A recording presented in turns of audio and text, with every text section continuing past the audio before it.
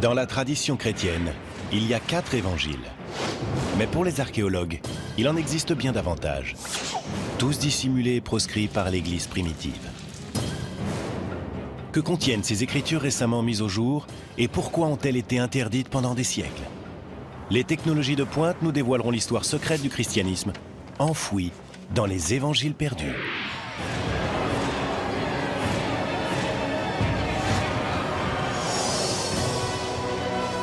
La Bible, un texte sacré pour des milliards d'individus, plein de miracles et de mystères. Pourtant, de nouvelles percées en matière de technologie suggèrent que ces incroyables miracles reposent sur des faits. La science peut-elle faire la lumière sur la vérité qui se cache derrière les plus grands mystères de la Bible?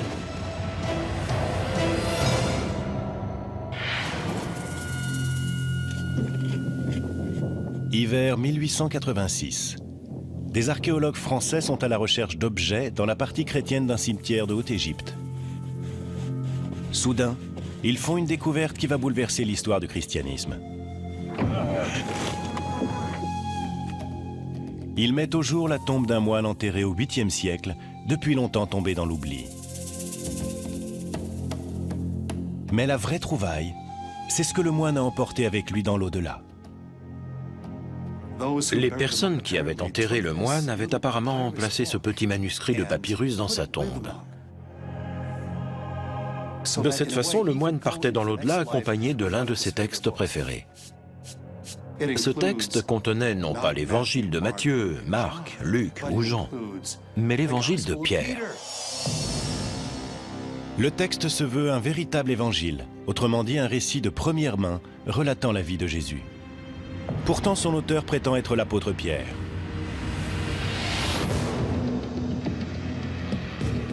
Pendant près de 2000 ans, tout ce que les chrétiens savaient de Jésus provenait des évangiles contenus dans la Bible chrétienne. Les récits faits par Matthieu, Marc, Luc et Jean. Peut-il réellement s'agir d'un récit perdu de la vie de Jésus, écrit par Simon-Pierre, le premier des apôtres? La découverte crée une véritable onde de choc parmi les spécialistes de la Bible. L'onde de choc se poursuit lorsque de nouveaux évangiles perdus sont retrouvés sur plusieurs sites de fouilles archéologiques. L'évangile de Thomas, l'évangile de Marie-Madeleine et même l'évangile de Judas.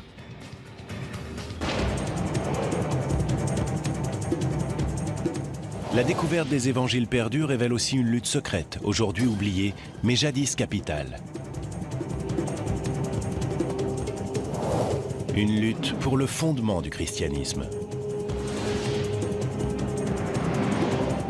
D'un côté se trouve un groupe fervent qui préconise une relation spirituelle directe avec Dieu et qui s'appuie sur ses propres évangiles. De l'autre, un christianisme orthodoxe qui se hiérarchise et qui ne reconnaît l'existence que de 4 évangiles. L'issue de ce conflit sera décisive pour l'avenir du christianisme.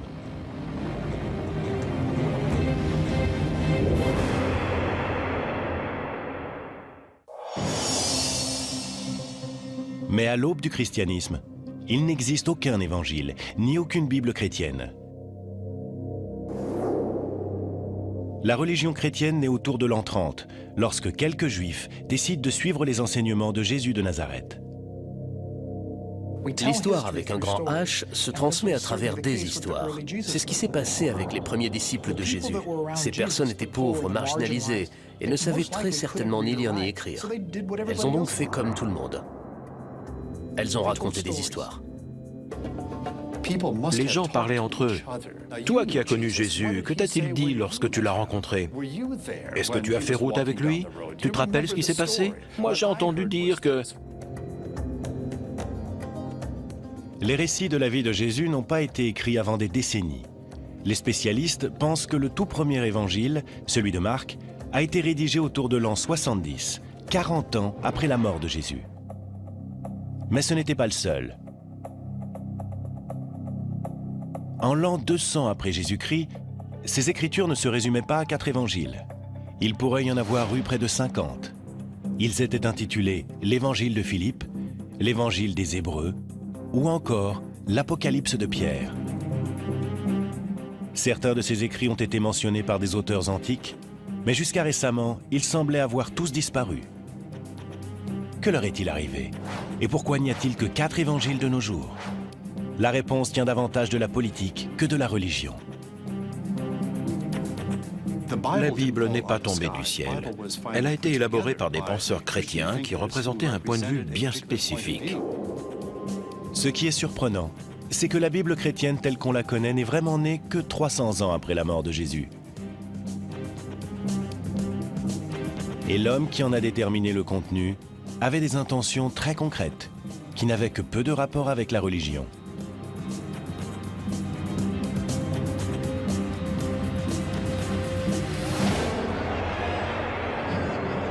En l'an 312, un empereur romain du nom de Constantin, un païen qui croit en plusieurs dieux, prétend avoir eu une vision de la croix avant une bataille.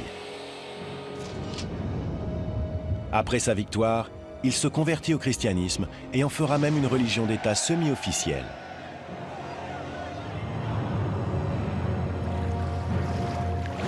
Constantin veut exploiter cette nouvelle religion afin d'unifier un empire romain qui se désagrège.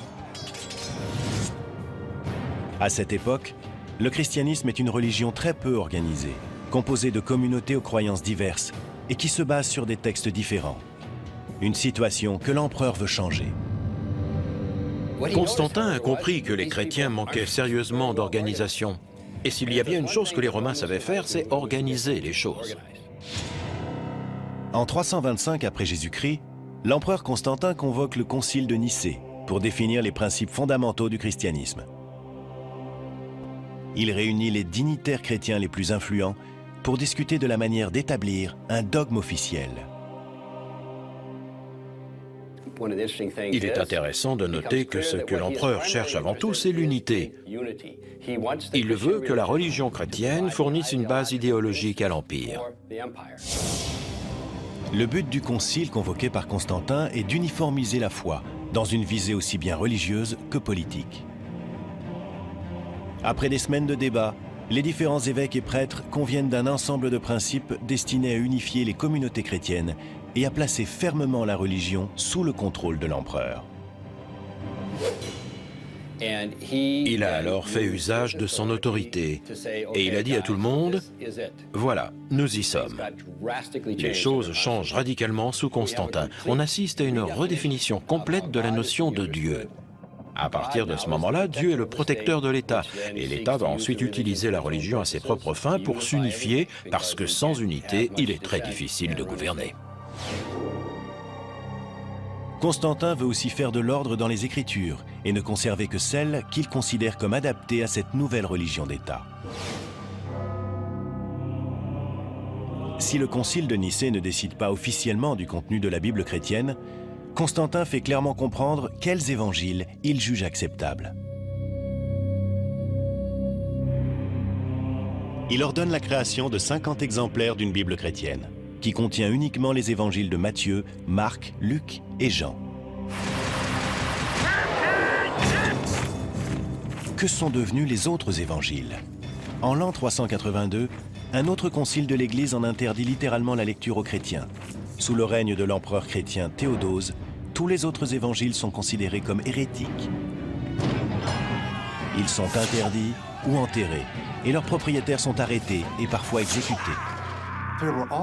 Il existait de nombreux autres textes auxquels des chrétiens profondément croyants étaient très attachés. Pendant très longtemps, ces gens ont lu ces textes, jusqu'au jour où des évêques leur ont dit « Tu ne liras pas ceci, mais tu liras cela ». Que contenaient ces évangiles perdus? Pourquoi étaient-ils considérés comme dangereux au point de devoir être interdits ou détruits? Pendant près de 2000 ans, personne ne l'a su. Mais en 1886, l'évangile de Pierre surgit des sables du désert égyptien. D'autres découvertes stupéfiantes suivront au cours du XXe siècle. Les évangiles de Thomas, de Marie-Madeleine ou de Judas. Ces évangiles perdus, dits apocryphes, donnent une vision inédite de Jésus. Ils offrent une approche différente de la spiritualité et révèlent l'existence d'une doctrine disparue du christianisme qui a un jour menacé les fondements de la foi chrétienne elle-même.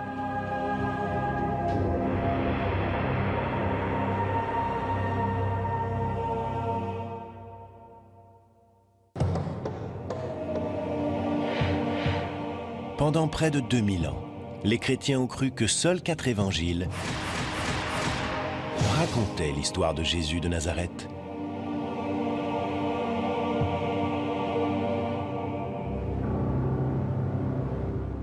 En 1886, l'évangile de Pierre est le premier évangile perdu à être retrouvé depuis des siècles. Cette découverte suggère l'existence d'une histoire secrète des Écritures interdites. En 1945, une découverte remarquable permet d'exhumer un vaste ensemble d'évangiles perdus.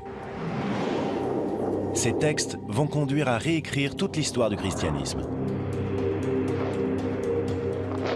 En Égypte, près d'une ville appelée Nag Hammadi, des paysans déterrent une jarre en argile, renfermant des manuscrits vieux de 18 siècles.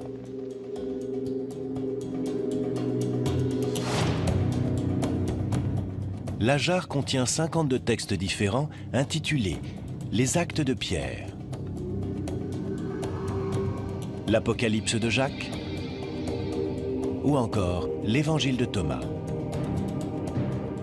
Ces textes sont de véritables évangiles perdus.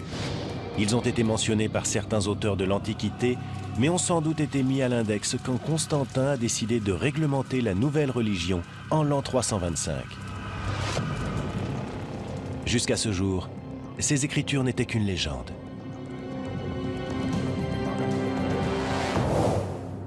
L'évangile de Thomas est peut-être le plus surprenant de ces textes perdus.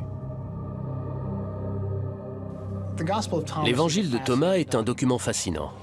C'est un texte qui a été traduit du grec en langue copte et qui est composé de paroles de Jésus. On retrouve une bonne partie de ce qui est dit dans l'évangile de Thomas dans le Nouveau Testament. La seule différence, c'est que l'évangile de Thomas est un évangile gnostique. Les gnostiques formaient une secte des premiers siècles du christianisme qui mettait l'accent sur le mysticisme et qui refusait bon nombre des préceptes de la hiérarchie chrétienne naissante. Pour les gnostiques, le salut venait d'une connaissance secrète. Était un vrai disciple de Jésus celui qui accédait à cette connaissance. Gnosis est un terme grec qui signifie connaissance. Gnostique veut dire celui qui sait. Les gnostiques étaient avant tout des mystiques. Et s'ils pouvaient accéder à cette paix de Dieu, à cette véritable humanité à l'intérieur d'eux-mêmes, ils n'avaient absolument pas besoin de prêtres ni d'évêques. Ils pouvaient très bien s'en passer.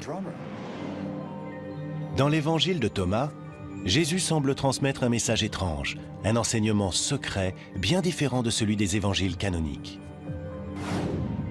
Les évangiles traditionnels nous enseignent que Jésus est le seul Fils de Dieu. L'évangile de Thomas suggère que nous pouvons tous devenir des fils de Dieu. On y lit « Quand vous vous connaîtrez, alors vous serez connus et vous comprendrez que vous êtes les enfants du Père qui est vivant. » En d'autres termes, si Jésus peut être considéré comme Fils de Dieu, alors nous aussi, nous sommes tous fils et filles de Dieu.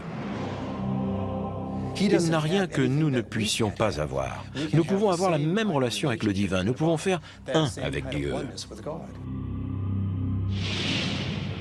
L'évangile de Thomas préconise une relation personnelle avec Dieu, sans passer par des églises organisées, des prêtres et des évêques.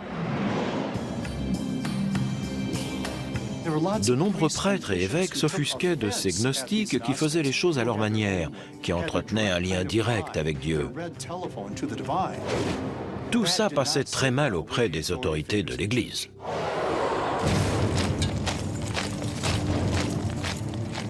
Et c'est peut-être pour cela que l'évangile de Thomas a été considéré comme une hérésie. L'indépendance des croyances gnostiques fragilisait la hiérarchie de l'Église. Les gnostiques jugeaient leurs propres évangiles tout aussi fondés, sinon plus, que ceux de Matthieu, Marc, Luc et Jean. Et dans le cas de l'évangile de Thomas, ils avaient peut-être raison. Lorsque ces évangiles gnostiques sont découverts en 1945, un problème délicat se pose. L'évangile perdu de Thomas pourrait être plus vieux que ceux de Matthieu, Marc, Luc et Jean. Il y a un débat parmi les spécialistes concernant la datation de l'évangile de Thomas. Ce que nous savons, c'est qu'il existe des papyrus grecs très anciens de l'évangile de Thomas. Il semble que certains fragments de cet évangile soient extrêmement vieux. En fait, certains fragments de l'évangile de Thomas pourraient remonter au tout début de l'Église. La plupart des spécialistes pensent que les 4 évangiles traditionnels ont été écrits dans la génération qui a suivi la mort de Jésus, 40 à 60 ans après les événements. Mais l'évangile de Thomas pourrait être plus ancien, compte tenu de sa forme plus simple. La différence entre l'évangile de Thomas et ceux du Nouveau Testament, c'est que l'évangile de Thomas ne contient que des paroles de Jésus. Il ne contient aucun miracle ni aucune histoire de la vie de Jésus. Le fait que cet évangile ne soit qu'un recueil des paroles de Jésus pourrait indiquer qu'il est plus ancien et que les éléments narratifs contenus dans les autres évangiles ont été écrits plus tard. Si l'évangile de Thomas est vraiment plus ancien que les 4 évangiles canoniques, cela signifie-t-il qu'il est plus fidèle au message de Jésus? Et si c'est le cas, cela veut-il dire que la Bible chrétienne est incomplète? Pour tenter de le savoir, il s'agit de déterminer la date exacte à laquelle l'Évangile a été rédigé. À l'Institut conservatoire des musées de la Smithsonian Institution, une équipe de spécialistes et de scientifiques est chargée de découvrir les secrets que renferment les documents anciens. Nos scientifiques, un peu à la manière de détectives, examinent ces documents à l'aide de différents outils afin de déterminer précisément leur nature et d'où ils proviennent. Les scientifiques cherchent des indices qui permettraient de dater l'Évangile jusque dans le papier et l'encre utilisée. Parfois, j'ai l'impression d'entrer dans la tête de celui qui a réalisé le document. Un conservateur doit en quelque sorte être capable de remonter le temps. Vous avez un objet qui est devant vous, il vous est parvenu dans un état bien précis, et il faut que vous déterminiez tout ce qui lui est arrivé. L'évangile de Thomas retrouvé à Nag Hammadi a fait l'objet d'une datation au carbone 14. On a ainsi découvert que le manuscrit remontait à une période comprise entre l'an 300 et l'an 400. Les plus vieux manuscrits des évangiles de Matthieu, Marc, Luc et Jean proviennent à peu près de la même période. Mais les spécialistes s'accordent à dire que tous ces évangiles sont sans doute des copies de textes bien plus anciens, car des auteurs antiques y font référence autour de l'an 150. Il est difficile de dater précisément l'évangile de Thomas, et sa datation est sujette à controverse. Est-il plus ancien et plus fidèle que ceux de Matthieu, Marc, Luc et Jean? Tant qu'une copie plus ancienne n'aura pas été découverte, cela restera un mystère. Mais quel que soit son âge, l'évangile de Thomas révèle un conflit entre 2 camps au sein du christianisme. Matthieu, Marc, Luc et Jean sont les étendards de l'Église traditionnelle, mais une tradition veut que les gnostiques aient eu l'appui de Marie-Madeleine elle-même.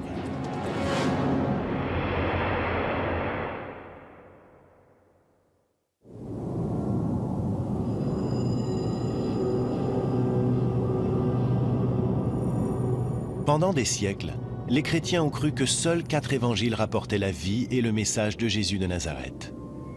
Mais cette croyance est balayée à la fin du XIXe siècle, avec la découverte des premiers évangiles perdus.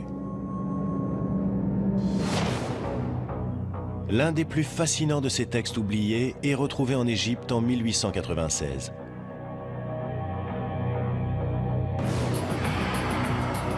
Et l'auteur de cet évangile a de quoi surprendre.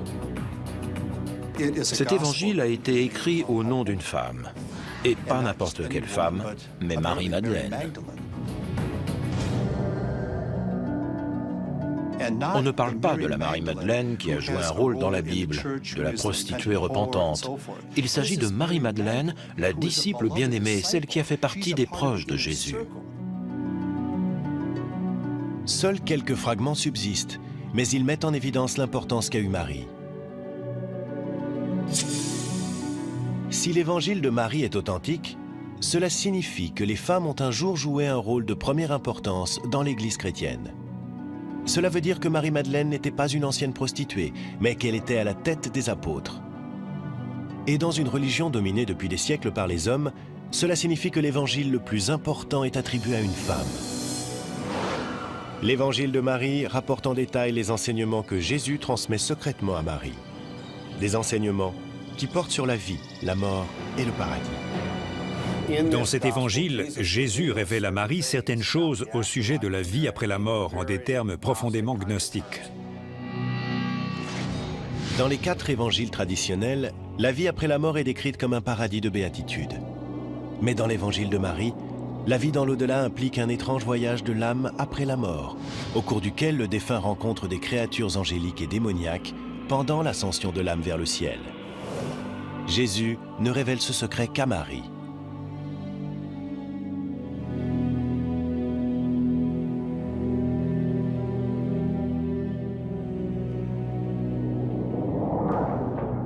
On lit dans le texte que Pierre, le premier des apôtres, réagit violemment en entendant une telle révélation. Pierre dit, « S'est-il réellement adressé à une femme à notre insu? Devons-nous nous tourner vers elle et tous l'écouter? L'a-t-il préféré à nous ?»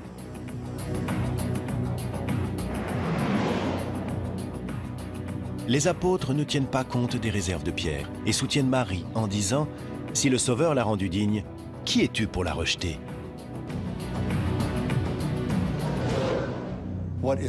Ce qu'il est important de noter, c'est qu'il y avait un lien de type spirituel entre Marie et Jésus.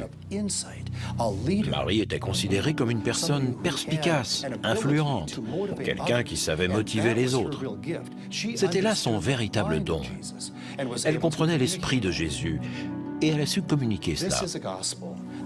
Cet évangile nous donne un point de vue très différent du message de Jésus et il présente Marie-Madeleine comme celle qui comprend ce point de vue bien mieux que tous les autres disciples.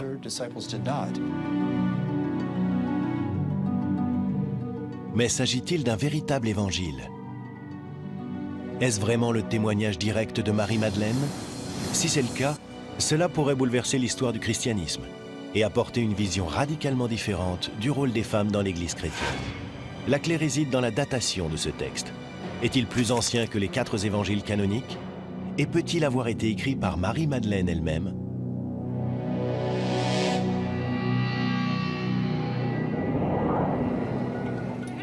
L'évangile de Marie a été découvert en 1896 à Akhmim, en Égypte.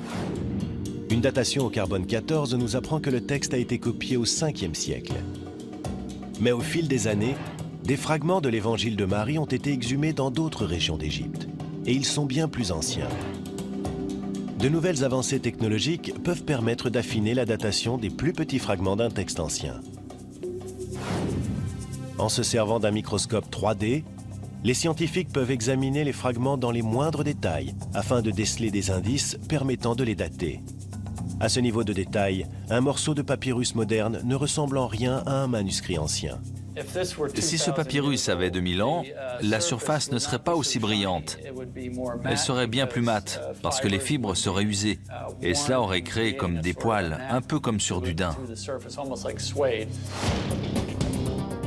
Des tests de ce type ont permis de dater très précisément les plus vieux fragments de l'évangile de Marie. Ces fragments ont été rédigés autour de l'an 200. La langue et le vocabulaire employés suggèrent aussi que cet évangile a été écrit au IIe siècle et non du temps de Jésus.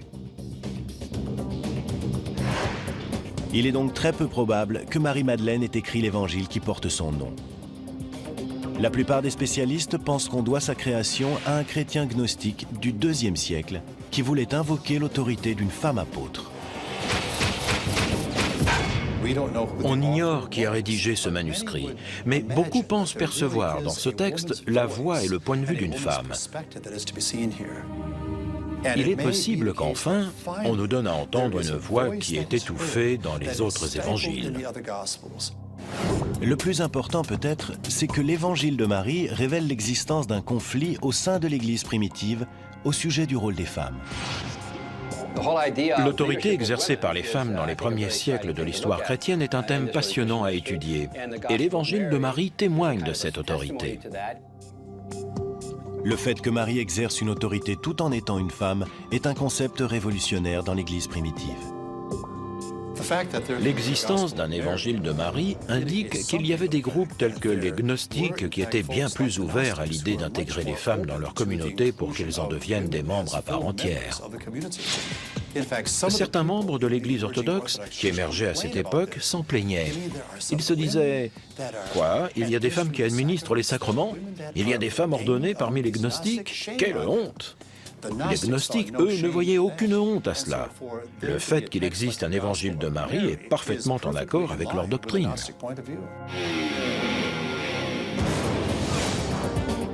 Si l'évangile de Marie nous offre le point de vue des gnostiques sur les femmes, un autre évangile gnostique prétend présenter le récit de Pierre, le premier des apôtres. Il semble révéler le secret de ce qui s'est réellement passé lors de la résurrection de Jésus.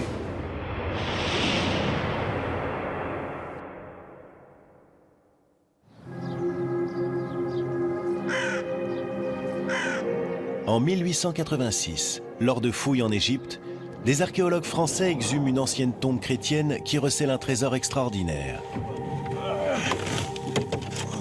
Entre les mains d'un moine du 8e siècle se trouve un manuscrit intitulé « L'Évangile de Pierre ». C'est l'un des tout premiers évangiles perdus à être découvert. S'agit-il vraiment d'un récit perdu de la vie de Jésus, écrit par Simon-Pierre, le premier des apôtres? Si tel est le cas, cela changerait l'histoire du christianisme, car l'Évangile de Pierre nous livre une version bien différente de la vie de Jésus. Ce texte est très précieux et très intéressant. Il contient une histoire ancienne, mais une histoire complètement différente. Dans l'Évangile de Pierre, les Romains sont étonnamment sympathiques. On y lit que Jésus n'a pas souffert sur la croix. Mais ce qu'il y a de plus frappant, c'est que l'Évangile de Pierre est présenté comme un témoignage direct de la résurrection elle-même. C'est le seul évangile que l'on connaisse qui tente de raconter ce qui s'est passé pendant la résurrection. Tous les évangiles de la Bible évoquent ce qui s'est passé après la résurrection, à partir de la découverte du tombeau vide. Mais ils ne nous parlent pas du moment de la résurrection elle-même. La description commence le 3e matin qui suit la mort de Jésus, alors que des soldats romains gardent le tombeau du Messie.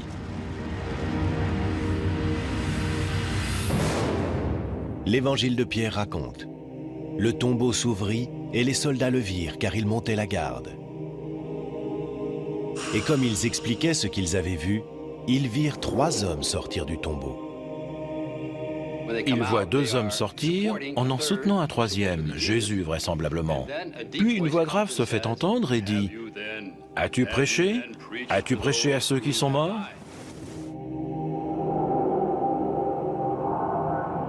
La résurrection prend fin lorsque Jésus et les 2 hommes s'élèvent vers le ciel, tandis que les témoins regardent abasourdis.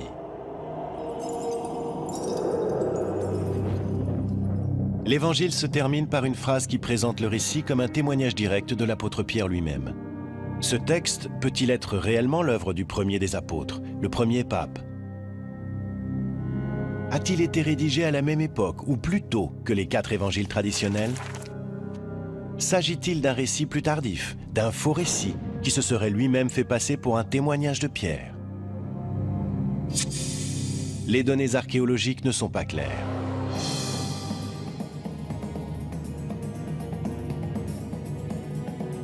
Le manuscrit découvert en 1886 a été daté du 8e siècle, soit 7 siècles après la mort de Jésus et de l'apôtre Pierre. Des fragments ont été retrouvés sur d'autres sites. Ils remontent environ à l'an 500 et ne peuvent donc pas avoir été écrits directement par l'apôtre. Mais l'Évangile a été mentionné par les premiers auteurs chrétiens. Un évêque dans l'actuelle Turquie a cité nommément ce texte autour de l'an 190. On peut donc faire remonter cet évangile jusqu'au 2e siècle, mais pas davantage. Selon toute vraisemblance, le texte a été composé au début du 2e siècle. On pense qu'il date du début du 2e siècle parce qu'il contient des éléments des 4 évangiles canoniques. Les histoires racontées dans l'évangile de Pierre sont si proches de celles des autres évangiles qu'il semble probable qu'elles aient été simplement copiées.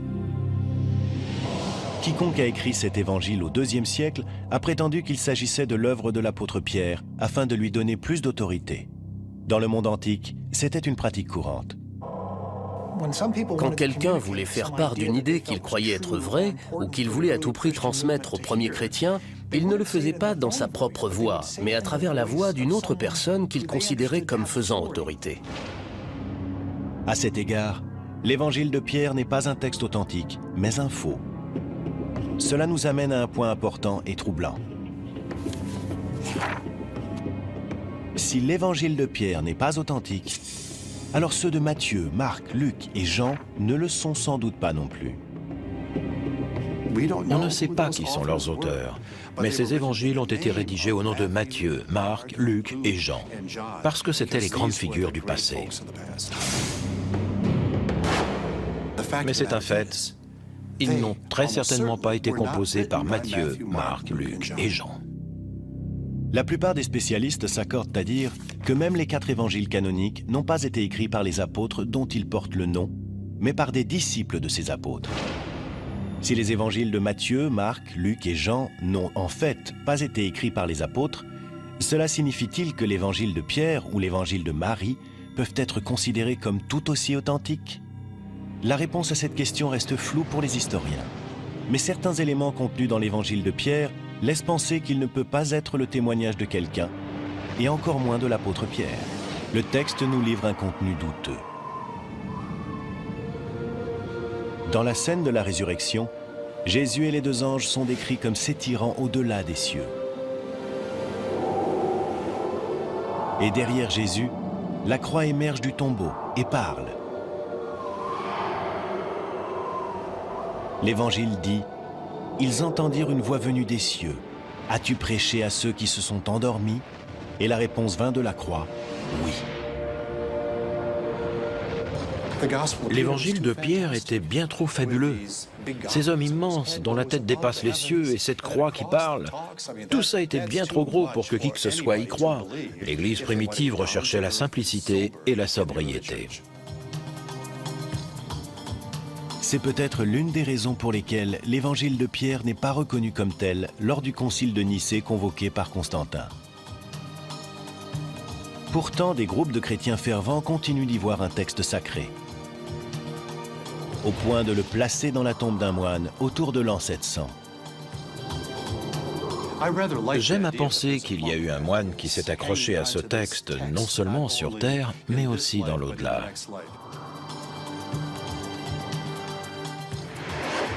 L'évangile de Pierre est découvert en 1886. C'est l'un des premiers évangiles perdus à être retrouvé.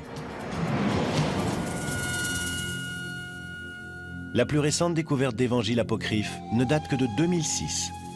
Un texte qui provoque immédiatement la controverse, car il aurait été écrit par celui qui a trahi Jésus, Judas.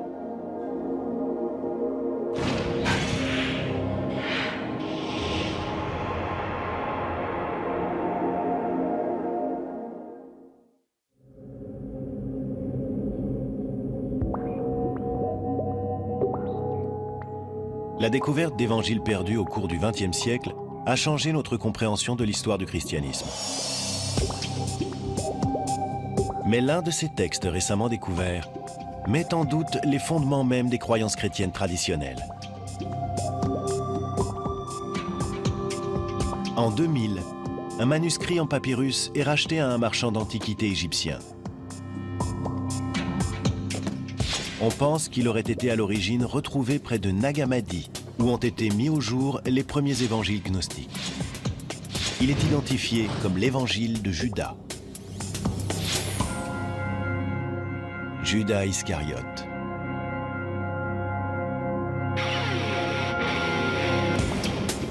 Quand l'Évangile a été publié, on a lu partout que Judas était en fait un héros.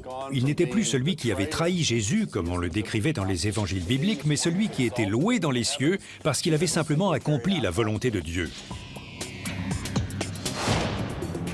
Dans le récit qui est traditionnellement fait de la crucifixion, Judas livre Jésus aux Romains. Dès lors, il est considéré comme un traître. Mais dans l'évangile de Judas, la trahison devient une histoire de sacrifice personnel. Dans ce texte, Jésus voit en lui le plus sage des apôtres. Tout tourne autour de la relation entre Jésus et Judas. Judas est vu comme un disciple très particulier. Il est celui qui reçoit l'enseignement, il est celui qui semble comprendre le mieux qui est véritablement Jésus. Jésus dit à Judas qu'il ne sacrifiera que son enveloppe charnelle aux Romains. Lui-même échappera à la crucifixion et retournera au royaume spirituel. Cela indique clairement que l'évangile de Judas est d'origine gnostique. Pour les gnostiques, Jésus n'était pas vraiment humain. Il avait simplement une apparence humaine. C'était un esprit, si on veut. L'idée fondamentale du gnosticisme, c'était de se débarrasser de cette enveloppe, de ce vêtement, de cet élément humain de façon à pouvoir retourner à cette forme pure d'esprit. L'évangile de Judas opère un remarquable renversement par rapport aux évangiles chrétiens canoniques et déclenche immédiatement la controverse dès sa publication en 2006. S'il s'agit d'un authentique évangile écrit par Judas, cela bouleverserait l'histoire et la théologie chrétienne. Mais bon nombre de spécialistes pensent que l'évangile de Judas ne peut être qu'un faux.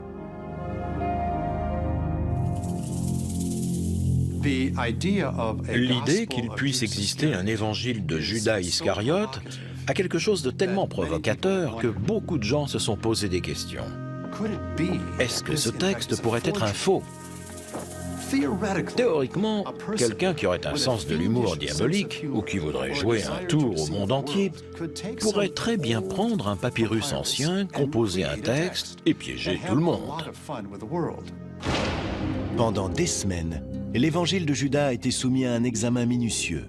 Malgré sa source inhabituelle, les experts en ont conclu que le document était bien authentique, mais qu'il n'était sans doute pas aussi vieux que les évangiles traditionnels. Les spécialistes estiment que le manuscrit de l'évangile de Judas date d'une période comprise entre l'an 280 et l'an 330, soit près de 300 ans après la mort de Judas. De toute évidence, ce texte n'est pas un témoignage direct et a été composé après les 4 évangiles canoniques, au cours du IIe siècle. Mais la création de l'évangile de Judas souligne le conflit croissant entre les chrétiens gnostiques et l'Église traditionnelle autour de l'an 300.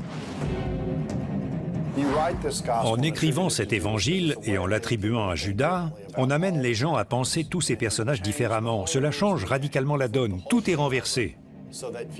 En accordant un peu moins d'importance aux apôtres et en donnant davantage à Judas, les choses sont complètement repensées.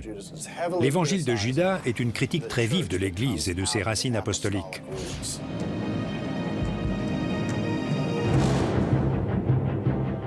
En utilisant la voix de Judas, l'auteur gnostique anonyme veut frapper les croyances chrétiennes orthodoxes en plein cœur.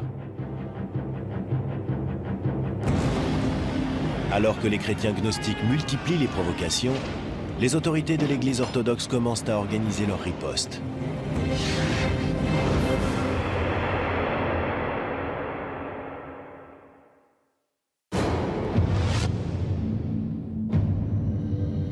Avant le concile de Nicée, le christianisme n'est pas une organisation structurée. Pendant ces 3 premiers siècles, la religion chrétienne est faite de croyances variées qui s'appuient sur des évangiles très divers. Mais à partir de l'an 300, le mouvement gnostique à l'intérieur de la religion chrétienne est considéré comme une menace pour la hiérarchie des prêtres et des évêques. Les gnostiques et leurs évangiles mettent l'accent sur la relation de chacun avec Dieu, sans passer par le biais des prêtres ou d'un corps religieux structuré. Les gnostiques pensaient qu'ils avaient à l'intérieur d'eux-mêmes le moyen d'accéder directement au divin. Ils n'avaient pas réellement besoin de prêtres et d'évêques. Ils n'avaient pas besoin de suivre ce type d'autorité.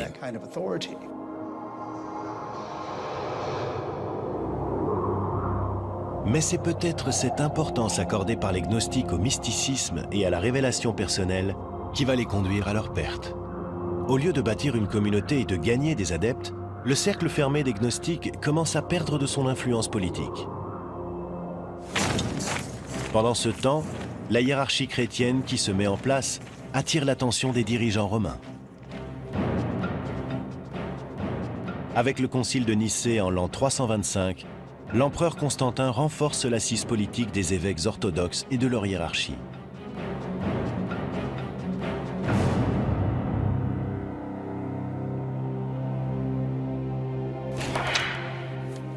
Les 4 évangiles de Matthieu, Marc, Luc et Jean sont retenus.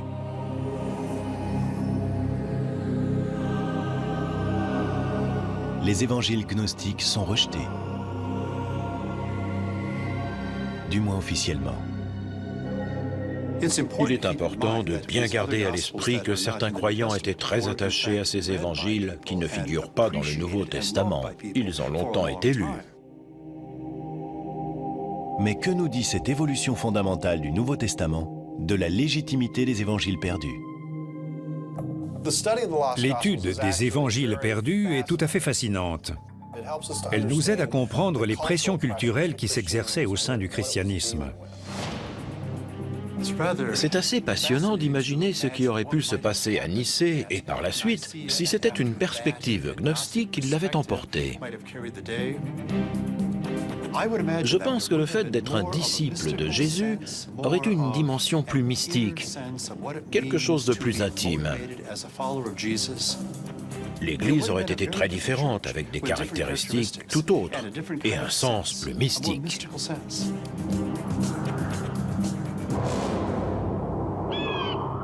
Mais les gnostiques ne l'ont pas emporté lors du concile de Nicée. Et quelque part, dans un monastère du désert égyptien, un groupe de moines gnostiques s'est sans doute inquiété du sort de ces évangiles qu'ils aimaient tant. Ils ont dû être profondément attachés à ces textes, jusqu'à ce jour fatidique. Ce jour où l'évêque Athanase d'Alexandrie a annoncé à tous les moines qu'il était temps de se débarrasser des livres hérétiques et de lire les livres de la Bible. Peut-être que les moines ont réuni ces précieux textes de la bibliothèque de Nag Hammadi et que, le cœur lourd, ils n'ont pas pu se résoudre à les détruire. Alors ils les ont cachés dans une jarre pour qu'ils durent pour toujours jusqu'à ce que nous les retrouvions à notre époque et que nous les lisions à nouveau. Pendant des millénaires, les 4 évangiles du Nouveau Testament contenus dans la Bible ont été présentés comme la véritable histoire de Jésus. Pour certains, les évangiles perdus révèlent la voie que le christianisme n'a pas empruntée. Pour d'autres, elle ne l'a pas été pour une bonne raison. On dit que parfois, l'histoire est écrite par les vainqueurs, mais qu'un jour, c'est au tour des vaincus d'être entendus. Il est intéressant d'entendre le point de vue des vaincus, mais il ne faut pas oublier la suite de la phrase, qui est que parfois, les vainqueurs méritent de gagner. Des siècles après avoir été enfouis dans les sables du désert, les évangiles perdus restent controversés. Peut-être est-ce là la preuve du pouvoir qu'a la parole écrite de se faire porteuse de foi, d'espoir et de mystère à travers les siècles et dans le monde entier.